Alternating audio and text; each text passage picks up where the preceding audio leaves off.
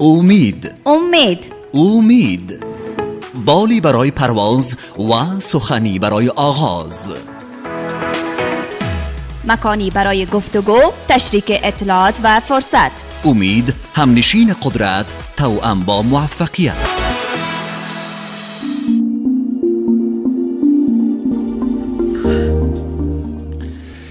به نام یاد خدای بزرگ و با سلام خدمت هموطنان عزیزی که در نقاط مختلف کشور شنونده رادیو سلام وطندار هستید. شنونده های عزیز رادیو سلام وطندار که در هر کجای از افغانستان هستین و رادیو سلام وطندار را میشنوین روی موج 98.9 در کابل و از طریق رادیوهای محلیتان در تمام افغانستان، شما را به برنامه رادیویی امید خوش آمدید میگوییم. خداوند منان را سپاسگزاریم که فرصت گذاشت تا در این برنامه برای نسل ویژه جوانان مظفر مومند با سایر همکارها در بخش‌های مختلف در خدمت شما قرار بگیریم.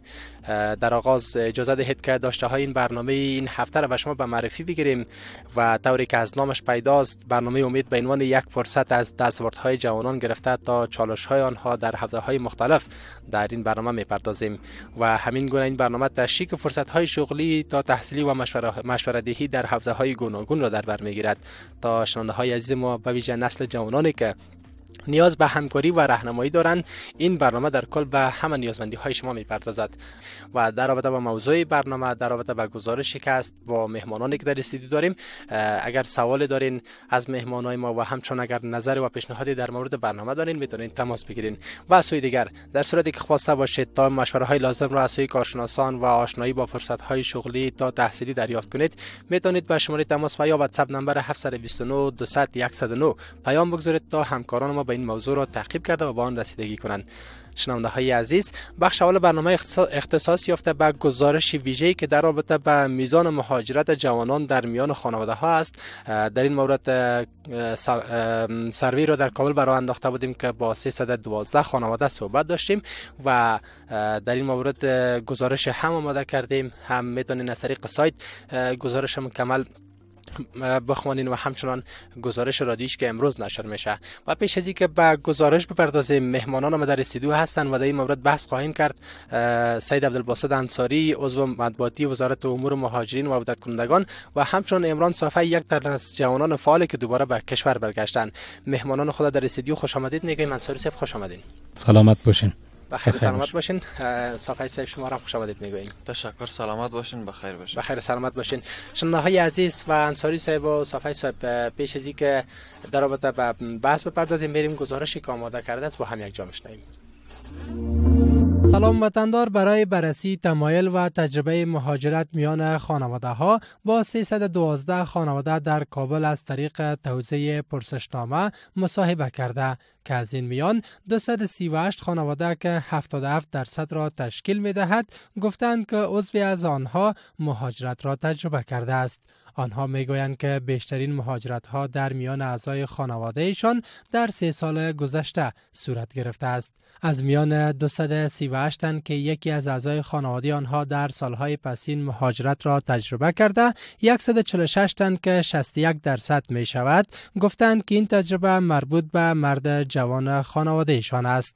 از میان 238 مورد مهاجرت، 77 تن آنها که 31.8% می شود گفتند که به دلیل مشکلات اقتصادی، امنیتی و ناامیدی از آینده عضوی از خانواده آنها راه مهاجرت را در پیش گرفتند که از این بین 30.6% آنها تنها مشکلات اقتصادی، 26% ناامیدی از آینده و 11.6% آنان مشکلات امنیتی و تهدیدات را دلیل مهاجرت عنوان کردند. مجتبی باشنده کابل که برادرش به دلیل داشتن مشکلات اقتصادی و یافتن کار به ایران مهاجرت کرده به سلام وطندار میگوید: مهاجرت یک چیزی است که میشه بگوییم که انسان اکثرا از روی ناچاری و از روی مجبوری بالاخره دست به کار میزنند. در سالهای اخیر و چند سال پسین مهاجرت های صورت گرفته که خیلی خانواده ها را داغدار جگرخون ساخته که گاهی وقتا پسرایشان تا مجبور میشن که خانه و خانواده و کارشان ترک بکنن برن به یک جای دیگه.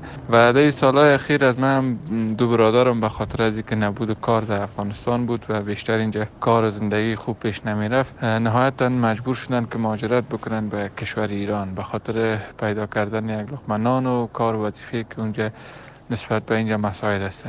15% از 312 مصاحبه شونده در این گزارش گفتند که خواهرشان، 5% شوهر، 8% فرزند، 7% خواهر و برادر و 4% گفتند که پدرشان مهاجرت کردند. حسینا محمدی دیگر باشنده کابل و از شرکت کنندگان در این سروی که خواهرش به دلیل ناامیدی و افسردگی به ایران مهاجرت کرده میگوید: تقریبا 3 سال پیش خواهر ما در یکی از رسانه‌ها کار میکرد، از رشته خبرنگاری فارغ شده بود، ولی زمانی که حکومت تغییر کرد و چون بیکار شد خیلی ناامید، افسرده، با تشویش، جگرخون، نگرانی که آینده ما چی خواهد شد. همیشه صحبت از نگرانی‌های خود داشت، همیشه از ناامیدی‌های خود میگفت که من دیگه نمیتونم پیش برم، من نمیتونم که با او آرزویی که دارم، امیدی که دارم، من میخواستم به او برسم، من نمیتونم به او برسم.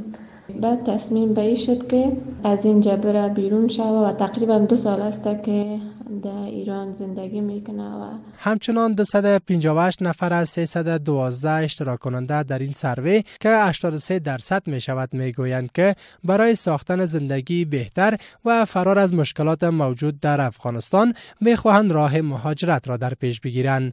اجمل احمدی، یکی دیگر از باشندگان کابل که از 2 سال بدین سو از بیکاری رنج میبرد، میگوید: مدت 2 سال میشه که از وظیفه خود سبکدوش شدیم و در همین مدت تلاش زیادی به خاطر پیدا کردن یک کار کردیم ولی هیچ نوع نتیجه نگرفتیم و مجبوراً تصمیم به مهاجرت کردیم که بعد از کشور به یک نوع خارج شویم تا بتونیم زندگی خود ادامه بدیم و از ناامیدی تا که حد خلاص شویم. در همین حال جامعه شناسان بیکاری، رکود اقتصادی و ناامیدی با آینده را سبب افزایش مهاجرت میان جوانان عنوان می‌کند. راشد احمد صدیقی، جامعه شناس، میگوید که افزایش مهاجرت جوانان آسیب جدی به جامعه وارد می‌کند. وقتی که نیروی کار اقتصادی در یک کشور مهاجر میشه، به این معنا که در او کشور تمام بخشای تولیدی، تمام بخشای کاری افت میکنه، یعنی فلج میشه. وقتی که جوانان ما به کشورهای بیرونی مهاجر میشن، به این معنا است که ما نیروهای کار انتقال میتیم به بیرون از کشور و نیروی کار وقتی که به بیرون انتقال پیدا میکنه، متاسفانه ما از نگاه اقتصادی با چالش‌های بزرگ دست پنجه نرم میکنیم و روبرو میشیم. مثلا امروز اکثریت کسایی که بیرون از افغانستان مهاجر میشن کسایی هستند که در دوره تحصیلی مثلا هستند، یعنی دورهای تحصیلیشان نیمه مانده بیرون از افغانستان مهاجر میشن و این پیامد خیلی منفی است، خیلی یک ضربه محکمی به کالبد جامعه ما است. افغانستان از چند دهه به این سو در میان کشورهای با بیشترین شهروندان مهاجر است که بر اساس آمار وزارت امور مهاجرین و عودت کنندگان در حال حاضر 3 میلیون شهروندان افغانستان در ایران و نزدیک به همین تعداد در پاکستان و 1 میلیون دیگر در سایر کشورها مهاجرند. بر اساس آمار این وزارت از سال 1400 الی 1402 نزدیک به 3 میلیون مهاجر افغان به کشور بازگشتند. دوباره خوش آمدین به ادامه برنامه شنونده‌های عزیز. میریم در این مورد میپردازیم و بحث میکنیم با میهمان‌های خود و از اینجا آغاز میکنیم. انصاری صاحب، که در حال حاضر روند مهاجرت از افغانستان چگونه است؟ متاسفانه از 4 دهه گذشته تا حال مردم افغانستان بنابر دلایل مختلف کشور ترک کردند و تعداد کثیری از هموطنان ما کشور ترک کردند، رفتن به سایر کشورهای چه همجوار چه دورتر و هنوز هم دلایل مختلف داره که جوانای ما به خصوص کشور ترک میکنن و میرن به کشورهای مختلف، آن هم بدبختانه از طریق قاچاق که حیاتشان حتی در مخاطره قرار میگیره و این باعث رنجش کل ملت افغانستان است و به خصوص اداره به عنوان وزارت امور مهاجرین. خب، از مهمان ما عمران صافی یکی از جوانانی هستند که مهاجرت کردن، در کشورهای هندوستان بودن، ایران بودن و کشورهای پاکستان و بعد از مدت زیادی دوباره برگشتن به افغانستان. از اینا میپرسیم صافی صاحب، چرا مهاجرت کردین و یا دست به مهاجرت زدین؟ خدمت جواب شما، با پاسخ جواب شما باید بگویم که مهاجرت یک مجبوریت مکلفیت یک جوان و یک شهروند یک کشور می باشه که بنابر مشکلات مختلف وطن را ترک میکنه و دور از فامیل، دوستان و اقارب، دور از فرهنگشان، دور از رسم و عنعناتشان در یک کشور بیگانه به بسیار مشکلات که دست پاچه نرم میکنن و سپری میکنن و یکی از وقتهای می باشه که مکمل ما گفته میتونیم که وقتی که یک نفر در یک مهاجرت می باشه واقعا یک خاطره تلخ بارو می باشه که خودم شخصا این خاطره تلخ تجربه کردیم و در کشورهای مختلف که رفتیم، اما هیچ جای به مثل خانه خود آدم نمیشه و وقتی که شما به کشور بعدی مهاجرت کنین بعداً قدری را میفهمین که چطور و وطن شما چقدر قدر داره باشه. صافی صاحب، پیش از این که مهاجرت کنین با چی مشکلات روبرو بودین و چی فکر میکردین که با رفتن به خارج از کشور این مشکل ها رفع خواهد شد؟ خب قبل از اینکه من مهاجرت کنم واقعا پیش خود فکر میکردم که زمینه کار نیست، زمینه تحصیل نیست و یا امنیت با مشکل با مواجه است، زندگی در اینجا مشکل است و نمیتونیم که دیگه به زندگی خود ادامه بدیم و ناگزیر ما باید مهاجرت کنیم و یک جای بهتر را برای زندگی پیدا کنیم. اما نادیده گرفتیم که وقتی که ما کشور بیگانه مهاجرت میکنیم اما قدری را که ما و شما در کشور خود داریم و قدر نمی داشته باشیم. ما خودم لیسانس انجینری برق هستم. بسیار عالی. به این اندازه که قدر ما در وطن خود داشتم در مهاجرت اصلا این قدر نبود. میریم سراغ تماس ببینیم کی هستن، از کجا تماس گرفتن. بله. سلام علیکم. علیکم سلام. خوب هستین صحتمند؟ تشکر. سلامت باشین. سلام به شما. خوب هستین؟ سلامتی؟ بخیر سلامت باشین. امید که شما هم خوب باشین. و کی هستین، از کجا تماس گرفتین؟ نام میثاق علی هستم، مزار شریف، ولایت بلخ تماس گرفتم. میثاق علی از ولایت مزار شریف. بفرمایید برادر محترم. بله، برنامه شما هم؟ برنامه امید رادیو سلامت اندار از بفرمایید. بله دکتر، من خودم نابینا هستم و از ایران ردیمار شدیم. از ایران ردیمار شدیم دیگه، فامیل کسی هم ندارم. همجا ایران تقریبا 1 سال میشه کارت مهاجرت گرفته بودم. بر ما هیچ کمک و هیچ همکاری نشد. الان هیچ کسی ندارم. نظر که بر شما اونجا منطقه داشتم، از خاطر که جای نداشتم برم ایلا کنم. الان در مدرسه دینی در ولایت سرپل هستم. حالا در ولایت مزار شما کارت مهاجرت هم گرفتین، حذف کردین، با وزارت و ریاست امور مهاجرین اونجا مراجعه کردین؟ بله، ریاست مهاجرین مراجعه کردم. البته وقتی که آمدم با کلاگ همشاره داشتم مراجعه کردم و موجود گفتن ثبت کردم و هیچ کمک هیچ دریافت نکردم، برای که زیاد نفرات گرفتن. مثلا مشکل نابینایی هم دارم. ما موضوع شما را گرفتیم برادر محترم. انصاری صاحب در این مورد به شما میپردازه. تشکر. خیر سلامت باشین. بفرمایید. انصاری صاحب برادر ما بودن، از کشور ایران عودت کردن و گفتن که کارت مهاجرت هم دریافت کردن اما هنوز هیچ کمکی صورت نگرفته. بله. اینجا دو نکته قابل بحث است. مسئله اول، اکثرا در مرکز و ولایات افغانستان در ریاست‌های مهاجرین نسبت تراکم عرایض و بیشتر شدن عرایض هموطنان ما که او شامل هم برگشت کننده، هم بیجا شده‌های داخلی و هم کسانی که واقعا نیازمند و مستحق هستند، اینا به هزاران عرایض جمع‌آوری شده و خب به ترتیب این کار اجرا میشه و نهادها یا مؤسساتی که اگر حاضر شود که بر از اینا مواد غذایی یا در بخش‌های مختلف کمک بکنه، او هم بسنده نیست، کفایت نمیکنه و این کمکات طوری است که نهایتاً برای 1 ماهشان کفایت کنه.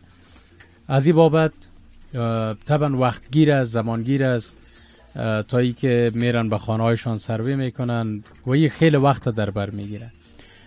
این مسئله اول. ای که نوبت نرسیده حتما برشان تماس گرفته میشه، شماره ارتباطیشان فعال باید باشه خب است که هموطن ما که تماس گرفته بودن متوجه امو تماس خود باشن برشان تماس. خب انصاری صاحب، برای جوانانی که از سایر کشورها برگشت میکنن کدام برنامه ها روی دست داره وزارت امور مهاجرین و کدام برنامه ها هست؟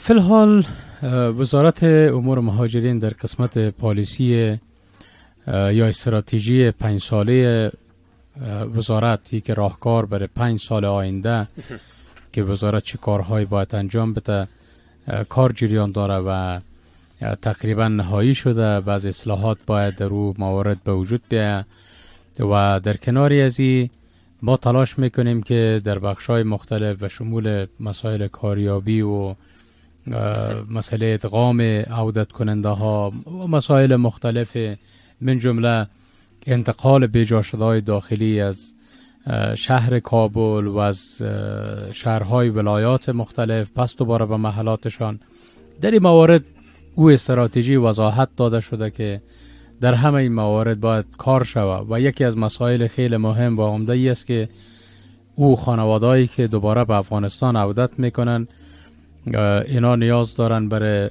سرپناه، نیاز دارن برای یک مکان امن، برای یک محلی که زندگی با عزت و آبرومندانه داشته باشن و ما جزئی از این استراتژی ساختیم که شهرک‌ها باید اعمار شود و تنها یک وزارت مهاجرین به تنهایی نمیتونه، چون امکانات بسیار زیاد، امکانات وافر نیاز است که این شهرک‌ها اعمار شود، از قبیل ساختن مساجد و مکاتب و پوهنتون‌ها و بین ترتیب پارک‌ها و سیستم کانال، مدارس. شما بهتر میفهمین یک شهرک میاری زمانی که اعمار میشه همه این موارد باید در او گنجانیده شود و یک هزینه هنگفت نیاز داره و ما در مطابقت به او استراتژی جلب میکنیم، کوشش میکنیم که کمک‌های دونرها هم با ما باشه و در کناری از این نهادهای بین المللی، بانک جهانی و کشورهای کمک کننده در راستا مردم افغانستان بدور از مسائل سیاسی کمک بکنن تا ای که این مشکلات حل شود و تا زمانی که ما فکر میکنم این استراتژی تطبیق نشه برای 5 سال آینده ما مشکلات کماکان خود داشتیم و ای که اگر ماهانه ما برای کل مردم افغانستان هم کمک بکنیم، این مواد غذایی باشه یا پول نقد باشه، باز هم دردی را دوا نمیکنه و این امکانات هم در اختیار ما نیست. به خاطر که اگر برای هر خانواده مبلغ 5000 افغانی کمک بکنی 1 میلیون خانواده باشه، این را ضرب میزنیم به گپش از میلیارد افغانی بالاتر میره و کل بودجه وزارت مهاجرین به 60 میلیون یا بیشتر از او، شاید کمتر از او که دقیق هنوز معلوم نیست که به چه مقدار بودجه خود دادن که او شامل معاشات میشه و شامل پروژه های انکشافی میشه و برنامه مختلف و این خیلی دشوار است و توقع مردم ما و شما هم در حدی است که دیگه یک سهولت و آسایش کلی و دائمی را در زندگیشان به وجود بیاره. امیدوار هستیم که ما بتانیم در مطابقت به این استراتژی و پلان 5 ساله خود موفقانه گام برداریم و موفقانه به هدف نایل بشیم. بخیر سلامت باشین انصاری صاحب، توکل به خدا. و صافی صاحب، روی مردم آنجا با مهاجرین در کشورهایی که شما بودین چگونه بود و چرا تصمیم گرفتین که دوباره به کشور برگردین؟ خب این معلوم دار است وقتی که ما شما مهاجرت میکنیم اکثرا میشنویم که یک خاطره تلخ به پشت سر گذاشتن و یک خاطره خوبی نداشتن و دوباره پس به وطن خود برگشتن. رفتار و رویه مردم ما اگر بگویم از کشور همسایه ایران اصلا خوب نیست. همراه با مهاجرین فرق نمیکنه که شما مدرک دارین ندارین، اسناد دارین ندارین، با اونها هیچ فرق نمیکنه. اگر هر قسم شما قانونی بخواین رفتار کنین، اونا همراه شما غیر قانونی رفتار میکنن و به اسناد شما هیچ اهمیت نمیده و شما را وادار به این میکنه که شما رو دوباره برگردین به کشورتان. یک قسم از حقوقتان میگیره تا دست و پایتان بسته شوه. شما نمیتونین سیم کارت بگیرین، شما نمیتونین آزادانه در شهر و بازارش بگردین، شما نمیتونین خرید کنین.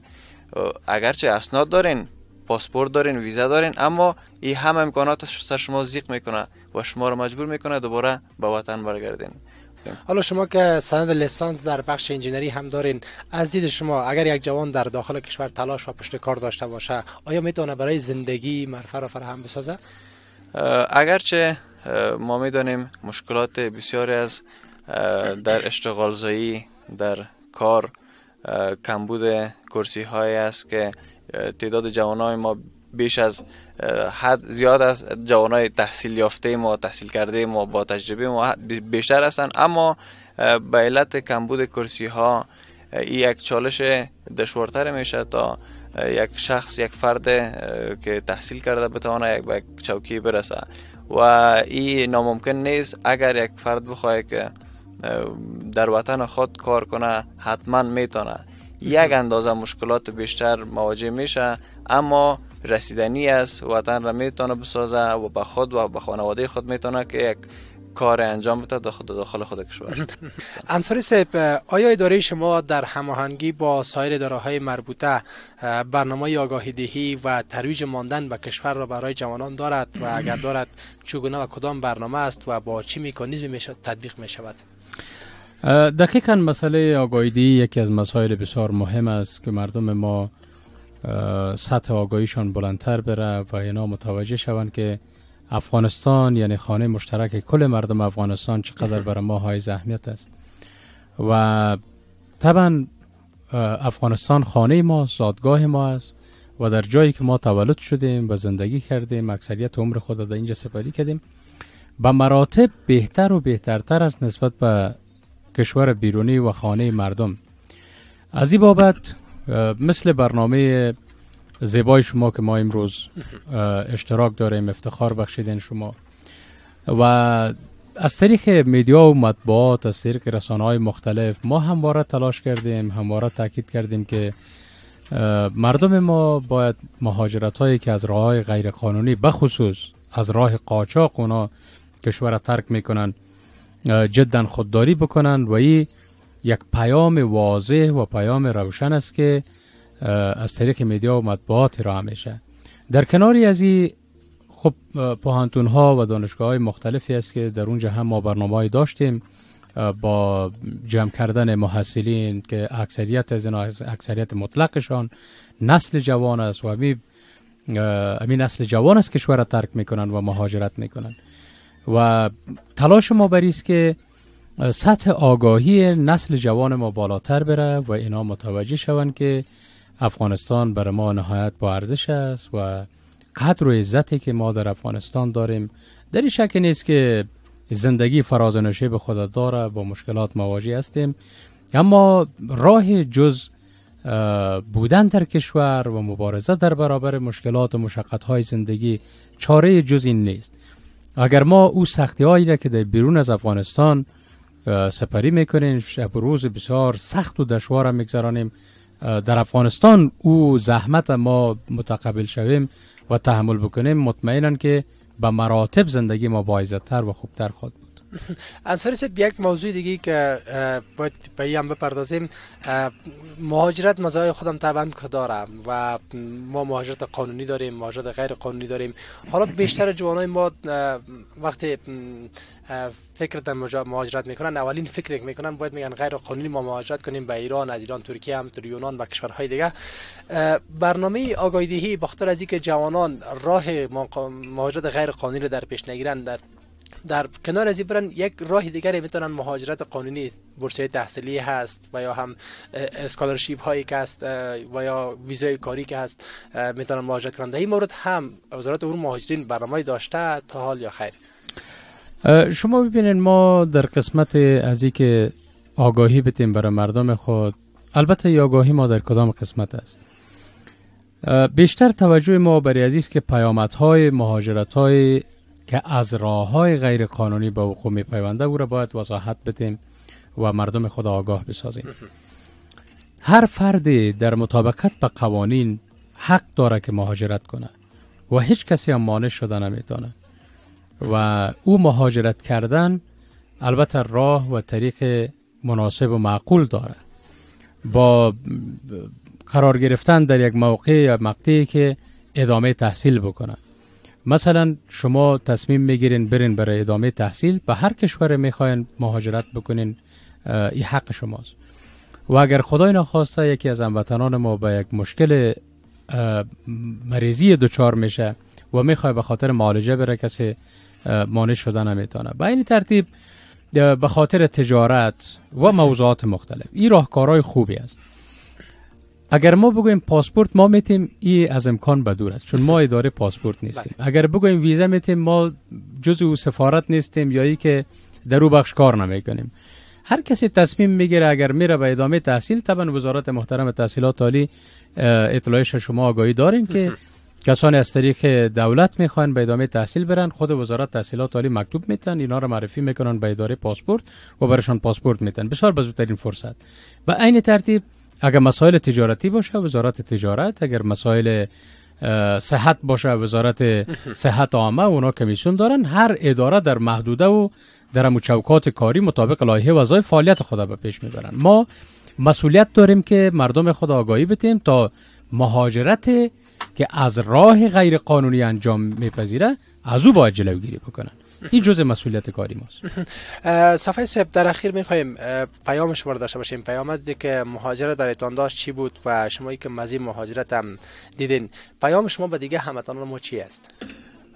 خب من پیام به هموطنان دارم که هیچ وقت مهاجرت غیر قانونی نکنن و اگر میخواین قسمی که استاد بزرگوار گفتن فرمودن راههای بدیل هم دارن که تحصیلی و میتونن به گناه های مختلف مهاجرت کنن. اما اکثریت از هموطنان ما قسمی که قبلا گفتیم از یک مجبوریت میرن، میخواین که در یک کشور بمانن و در اونجا پناهنده شون.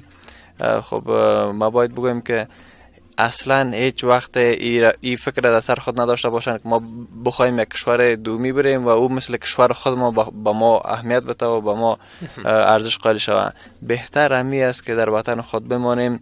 اگر من نسازم، شما نسازین، یک هموطن دیگه ما وطن نسازن، هیچ وقت یک پاکستانی، یک ایرانی، یک امریکایی نمیه در وطن ما و وطن ما را بله از هر مملکتی که باشه نمیه و وطن ما را نمیسازه. این خود ما هستیم که تلاش میکنیم، این خود ما هستیم که دست به کار باید شویم و این خود ما هستیم که جوانا رو باید تشویق کنیم در این راستا و وطن خود ما را خود ما بسازیم و هیچ وقت نگذاریم به دیگرها که بیاین و تخریب کنن و منتظر باشیم که ما ششتگی باشیم، زحمت تکلیف خود ندیم، اونا وطن ما را. تشکر.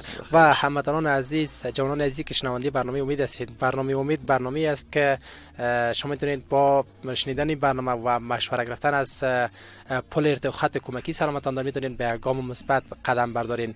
و سپاسگزار از هم مهمانان عزیز، سید عبدالباسط انصاری عضو مطبوعاتی وزارت امور مهاجرین و عودت کنندگان و عمران صافی که یک تن از جوانان که دوباره بر کشور برگشتن که حضور یافتین در برنامه. تشکر. بخیر باشین. بخیر سلامت باشین. و شنونده های عزیز، بخش دیگه از برنامه آماده هست و از استودیوی بعدی با همکارم فرخنده صدیقی باشین در مورد فرصت های تحصیلی امروز برای شما معلومات میده.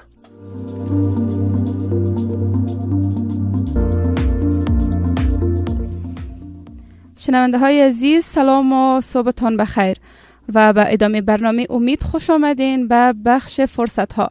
شما شنونده بخش اول برنامه بودین که همکارم ظفر مومند در رابطه به مهاجرت گزارش آماده کرده بودن و همچنان مهمان صاحبای را در برنامه با خود داشتن و شما هم تماس گرفتین و صحبتاشون شنیدین. حال که رسیدیم به بخش دوم برنامه، بخش فرصت ها، با ما در استودیو همکارم کرشمه ویس حضور دارند. سلام و صبح بخیر کرشمه جان. سلام فرخنده عزیز، خدمت خودت و خدمت تمام کسایی که شنونده سلام وطندار هستن. امیدوار هستم که خوب و خوش سر حال باشن و خوشحال هستم که یک بار دیگر باز هم با معلومات کاملا جدید و داشته های جدید در خدمتشون قرار دارم. و قسمی که فرخنده جان در هفته گذشته یا در برنامه گذشته ما در ارتباط به فرصت های شغلی که وجود داشت چند فرصت شغلی رو به معرفی گرفتیم. در این هفته من میخوایم در ارتباط به اسکالرشیپ و بورسیه هایی که آمده برای شنونده های عزیز معلومات بدم. گاهی اوقات فرخنده جان خودتان به این فکر کردی که تحصیلات عالی در خارج از کشور داشته باشی؟ خب کرشمه جان، من فکر میکنم که همه جوانا به این فکر هستند تا ای که حداقل یک مقطع از تحصیلات خود در یکی از کشورهای معتبر جهان و به خصوص در پوهنتون‌های که مدار اعتبار بیشتر هسته داشته باشن. البته که ما هم فکر کردیم به این موضوع. درست. قسمی که امروز موضوع برنامه هم در ارتباط به مهاجرت بود، ما میخوایم یک نوع از مهاجرت قانونی که گرفتن اسکالرشیپ و یا هم بورسیه‌های تحصیلی باشد معلومات بدم. ما معمولا اسکالرشیپ ها و یا هم بورسیه هایی که اعلام میشه، بعضی از اسکالرشیپ ها یا بورسیه ها که از دولتی می باشه و از طرف دولت هر کشور اعلان میشه که این مراحل قانونی خود می داشته باشه که از طریق وزارت تحصیلات عالی پیش میره، و بعضی از اسکالرشیپ ها که از طرف یک نهاد و ارائه میشه که این هم از خود وبسایت می داشته باشه، و بسیاری از دانشگاه هایی که در خارج از کشور وجود می داشته باشه، اینا خود دانشگاه فرصت های شغلی را برای تمام دانشجوهایی که در سراسر جهان زندگی میکنن و بر از اینا فراهم میسازن. امروز من میخوایم یک اسکالرشیپ و هم بورسیه که مخصوص بر بانوان افغان میباشد را به معرفی بگیرم. بورسیه یونی آرک مخصوص به بانوان افغان طراحی شده و برشان با این بورسیه داده میشه که در مقطع ماستری و لیسانس است. یعنی عزیزانی که اسناد 12 تکمیل شده و سند 12 پاس دارن میتونن به لیسانس اپلای کنن، و اونایی که اسناد ماستری دارن، لیسانس دارن، میتونن که برای ماستری اپلای کنن. و موقعیت ازی در کشورهای آمریکا، کانادا، آمریکا، انگلستان، استرالیا، نیوزلند و کشورهای اتحادیه اروپا می باشد. ثبت نام از 22 امی ماه جاری که اپریل می باشد آغاز شده و تا 24 می 2024 ادامه می داشته باشد.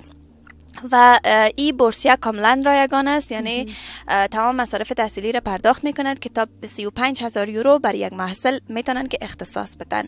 و نتایج ازی بعد از این که امیتیتش خلاص میشه، یعنی بعد از ختم ثبت نامش که 24 می باشد، یک هفته بعد از این نتایج ازی اعلان میشه. و طوری که گفتم مخصوص خانم‌ها است و کسایی که تارگت از اینا است، زنانی که از لحاظ اقتصادی و اجتماعی نیازمند به کمک هستند میتونن که به این اسکالرشیپ اپلای کنن.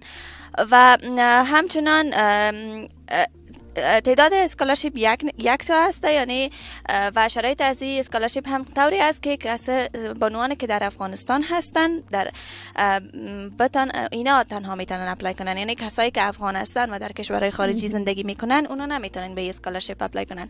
پس شماهایی که میخواین به اسکالرشیپ اپلای کنین، ابتدا باید که دمی کشورهایی که یاد کردم اینا یک آفر لتر و یا هم نامه پذیرش از طرف یکی از دانشگاه ها داشته باشن و همچنان سی وی پاسپورت خود آماده بسازن و یک ایسی و یا هم یک مقاله همچنان نوشته کنن که چرا به این بورسیه نیازمند هستن و چرا میخواین به این بورسیه اپلای کنن.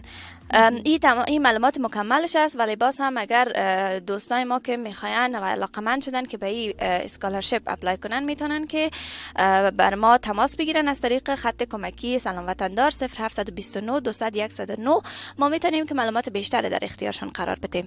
و عزیزانی که پرسش دارن در ارتباط به اینکه چگونه بتونن اسکالرشیپ به دست بیارن، همین اکنون هم میتونن با ما تماس داشته باشن. شماره تماس برنامه 0791 989 989 هست. و اسکالرشیپ و یا هم بورسیه دیگر که من میخوایم به معرفی بگیرم، بورسیه دولتی جمهوری آذربایجان است برای تمام مقاطع تحصیلی و داوطلبانی که از کشورهای مختلف به شمول افغانستان میتونن که در مقاطع لیسانس و ماستری و همچنان دکترا از طریق این بورسیه در دانشگاه‌های مختلف آذربایجان جذب شوند. و امتیازات از این معافیت کامل از فیس تحصیل می باشه، یعنی تمام فیسی را که دانشگاه اخذ میکنه از طرف اسکالرشیپ پرداخت میشه. تکت رفت و برگشت هوایی در هر سال بر دانشجویان فراهم میشه و پرداخت معادل مبلغ $470 آمریکایی برای مصارف زندگی و همچنان پرداخت معادل مبلغ $117 آمریکایی سالانه برای بیمه صحی از طرف امی اسکالرشیپ برای دانشجویان ارائه میشه. و همچنان خدمات صحی، صدور ویزا و اجازه اقامت موقت هم بر هر سال تحصیلی از طرف اسکالرشیپ برشان داده میشه. و عزیزان که میخواین اپلای کنن تا 20 می سال 2024 فرصت می داشته باشن و میتونن که به این اسکالرشیپ ها اپلای کنن. و دوستای عزیز، ما تمام اسکالرشیپ هایی را که به معرفی میگیریم و هم بورسیه هایی را که به معرفی میگیریم بر شما لینکش همچنان میگذاریم و تمام اسکالرشیپ را که ما به معرفی میگیریم یک صفحه است به نام اسکالرشیپ فار افغانستان و هم بورسیه های تحصیلی برای افغان ها از که شما میتونید در صفحه گوگل سرچ کنین و نه تنها می اسکالرشیپ هایی را که در برنامه ما برای معرفی میگیریم بلکه تمام بورسیه های تحصیلی که بر افغان ها و بر تمام دانشجویان میآید میتونن از این طریق دسترسی پیدا کنن و خودشان بتونن که درخواست بدن. بسیار تشکر کرشمه جان از معلومات بسیار خوبی را که همراه شنونده ها شریک ساختی و من فکر می کنم موضوع اول را که خودت شریک ساختی بسیار یک فرصت خوب برای بانوان هست که فعلا از درس به دور هستند و نمیتونن که ادامه تحصیلات داشته باشن. هموطنان عزیز و به خصوص خانمای عزیز، اگر شنونده برنامه هستین تماس بگیرین و اگر سوال در ذهنتان خطور کرده و میخواین که پرسش داشته باشین به شماره تماس 0791 989 989 تماس بگیرین و سوالاتتان پرسان کنین. خب کرشمه جان، خودت صحبت داشتی؟ بله فرخنده جان، اگر فرصت داشته باشیم من میخوایم یک بست کاری جدیدی که اعلان شده را هم بر شنونده های ما معلومات بدم و اینکه چگونه بتونن درخواست بدن. بسیار خوب، میشنویم کرشمه جان. از خودت البته فرصت داریم اما چون فرصت ما کم است از خودت میشنویم. درست است. بست را که اعلان شده البته مانیتور میدانی یا هم گردآورنده داده ها می باشد که این بست اعلان شده و موقعیت از این هم بسیاری از ولایات در بر میگیره که شامل میشه بدخشان، بادغیس، بغلان، بلخ، بامیان، دایکندی، فرا، فاریاب، غزنی، غور، هلمند، هرات، جوزجان، کابل، کندهار، کاپیسا، خوست، کنر، کندز، لغمان، لوگر، ننگرهار، نیمروز، پکتیکا و پنجشیر، پروان، سمنگان، سرپل، تخار، میدان وردک، زابل و زابل می باشد که بست کاری کسایی که در این ولایات موقعیت دارن و زندگی میکنن میتونن که درخواست بتن و همچنان یه از طرف پارتیسیپ GmbH می باشد که وظیفه از اینا صرف می باشد که مثل که سروی میکنن به خانه ها میرن و از اونا دیتا هایشان جمع آوری میکنن. 1 سال کسایی که میخواین به این بست اپلای کنن باید که 1 سال تجربه کاری داشته باشن و مدت قراردادشان هم برای 3 ماه می باشه. خانما و آقایان میتونن که به این درخواست بدن و همچنان تحصیلاتشان ذکر نشده، یعنی کسی که حداقل سواد خواندن نوشتن داشته باشه میتونن که به این بست کاری درخواست بدن. تا تاریخ 5 اینا فرصت می داشته باشن، 5 ماه آینده البته که اینا درخواست خود ثبت کنن و قبول شوه. و همچنان کاتگوری ازی در بخش صحت می باشه و کسایی که درخواست میتن ای فول تایم است، یعنی روز مکمل اینا باید که یعنی سروی را انجام بدن و مقدار معاششان هم از نزدیک خودشان صحبت میکنن. ای بود بست کاری که من براتون به معرفی گرفتم و همچنان در بخش جاب ریکوایرمنتش و یا هم مشخصات را که باید فرد که داشته باشه و به این بست کاری بتونه که اپلای کنه ای است که 1 سال باید که تجربه کاری داشته باشه در قسمت همی که سروی انجام داده باشه و یا هم داده ها را جمع آوری کرده باشه و همچنان کار از اینا ای است که جورایی باید کار میکنن، یعنی کسی که محرم یک باشه میتونن که برن و البته چون که سروی معمولا قسمی باشه که خانه به خانه می باشه و یا هم در یک مرکز میرن اونا سروی انجام میدن، به این خاطر به شکل زوج صورت میگیرد. و همچنان کسایی که در ولایت مثلا کسی که در پکتیا است اگر در پکتیا درخواست بده بر از او اولویت داده میشه چون که خانه‌اش هم همون جایی باشه، شهروند همو شهر می باشه، بر از او اولویت داده میشه تا اینکه قبول شه تا اینکه شخصی که در کابل مثلا باشه و بخواد در کاپیسا درخواست کاری بده. و همچنان باید که آشنایی داشته باشه با اینکه چگونه دیتای خود بتونه به کامپیوتر انتقال بده و از به شکل الکترونیکی، یعنی امی مواد خود که جمع میکنه به شکل الکترونیکی دوباره بتونه که ارائه کنه و بتونه که خوب به زبانهای دری و پشتو نوشتهش هم خوب باشه و ثابت کردنش هم خوب باشه و دیگه مهارت ارتباط برقرار کردن باید که با افراد داشته باشه و همچنان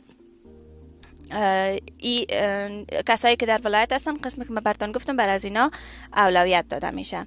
این بود بست کاری که اعلان شده بود و دوستای عزیز ما میتونن که درخواست بدن و باز هم میخوایم یادآور شم اگر میخواین که در ارتباط با بست های کاری که اعلان میشه و یا هم بورسیه هایی که از طرف نهادهای مختلف معرفی صورت داده میشه و ما هم به معرفی میگیریم، شما میتونین که از طریق شماره 0729 200 109 برای ما پیام بگذارین در واتساپ و یا هم تماس بگیرین. این شماره و یا همین خط کاملا فعال می باشد در در طول روز و دوستای عزیزی که میخوان سوال داشته باشن که چگونه مثلا میتونن یک نامه پذیرش از یک دانشگاه بگیرن یا چگونه میتونن که به می بستایی را که ما میگیم درخواست بدن، میتونن که پرسشایی را که داشته باشن از ما بپرسن و همکاران ما در این بخشا هست و میتونن که امروزشان کمک کنن. بسیار زیاد تشکر کرشمه جان از حضورت در برنامه امروزی. تشکر از خودت همچنان فرخنده عزیز و من امیدوار هستم که معلومات را که جمع آوری کرده بودیم بر دوستای ما مفید تمام شده باشه و حداقل یک راهنمایی کرده باشیم و یا هم تشویقشون کرده باشیم به اینکه یک گام فراتر بگذارن و برای آینده خود بتونن که خوبتر برنامه ریزی کنن. البته کرشمه جان بسیار تشکر و من فکر میکنم که کم کم رسیدیم به پایان برنامه امروزی و هموطنان عزیز، شما شنونده برنامه امید بودین که بخش اول برنامه هم در رابطه با مهاجرت ها و بخش دوم هم بست های کاری و فرصت های تحصیلی بود که همکارم کرشمه ویس به معرفی گرفت. برنامه ریزی یعنی آینده را به زمان حال بیاوریم تا بتوانیم کار برای خود انجام بدهیم. پس تلاش کنین و امیدتان را از دست ندهید. هموطنان عزیز، برنامه امید در روز شنبه در همین دقایق به پایان میرسه. شنونده سایر برنامه های رادیو سلام وطندار باشین. اوقات و لحظاتتان خوش. خدا نگهدار.